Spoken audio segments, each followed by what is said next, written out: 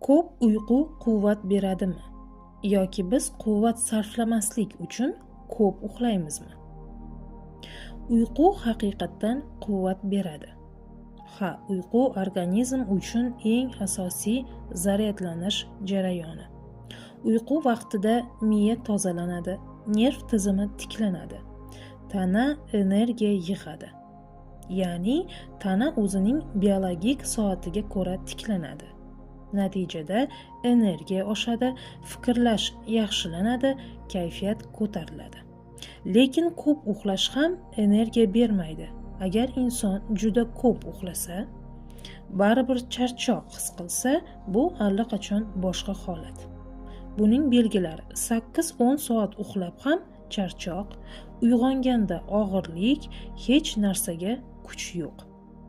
Ko'p uxlash bu quvvatni tejashmi? Ba'zida ha.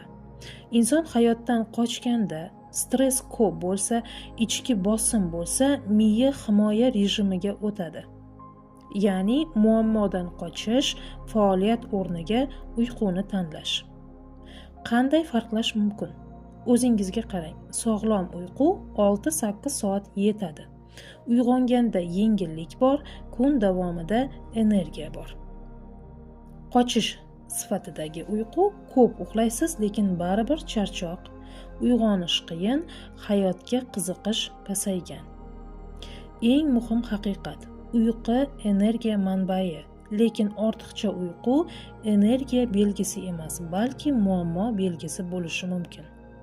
Uyqu quvvat beradi agar me'yorda bo'lsa.